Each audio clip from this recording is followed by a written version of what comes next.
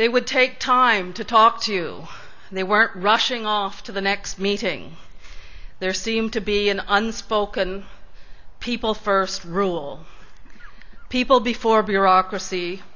Rules were there to serve people, yes, but could be adjusted when needed. I thought that Bhutanese tended to have their priorities in the right order, and I wished that the world would take notice. Well, now the world is taking notice. Bhutan's development philosophy, as Michael mentioned earlier, the philosophy of gross national happiness, a concept first articulated by His Majesty the Fourth King of Bhutan in the early 1970s as an alternative to the concept of gross domestic product, is now being discussed widely around the globe by some of the world's leading thinkers and academics, including people like the Nobel Prize winning economist Joseph Stiglitz, who recently was in Bhutan. The question is, how can a government really help its citizens have a happy and fulfilling life? The Bhutanese government is trying to come to grips with this question as it establishes its new democracy and seeks to open wide-ranging discussions of what true development means. I think gross national happiness is an idea that has caught the imagination of the world, as leaders now know that more of the same, production and consumption for the sake of GDP, is just no longer sustainable.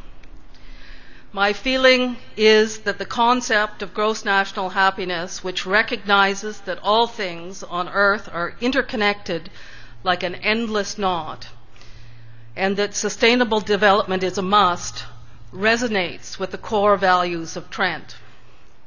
When Trent was being dreamt of almost 50 years ago by the founders, which included my grandfather, Nancy Strickland, and Dr. Tom Simons, who is sitting here with us today, they wanted a different university that would address some of these complex and integrated problems and issues in a very human way, with lots of room for discussion between students and professors and lots of chances to do creative, hands-on research on real-life products.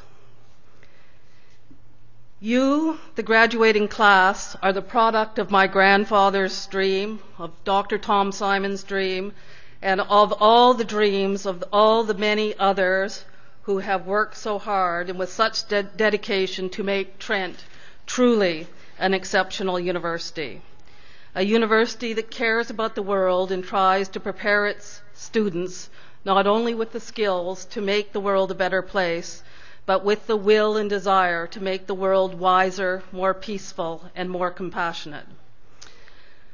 The world needs you, intelligent, active, ethically engaged, happy citizens.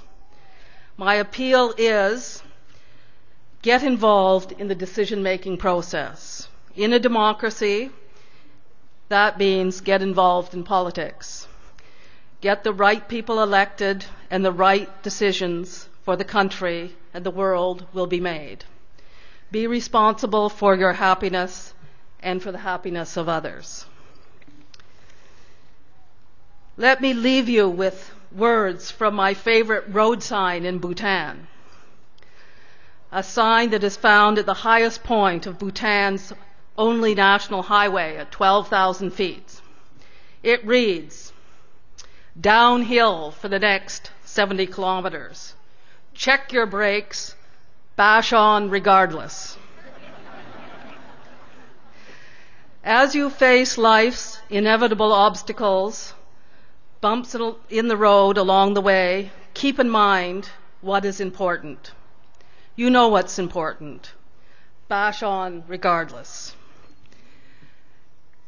In Bhutanese tradition, I would like now to take this opportunity to present a small gift to Trent University. And I would ask the Honorable Chancellor to come and receive this. It is a tanka painted by Bhutanese artist, and is a depiction of a tale called The Four Friends, which reminds us that we can only achieve goals through cooperation among friends. Tashi Dele, and good luck to all of the graduates. There you go.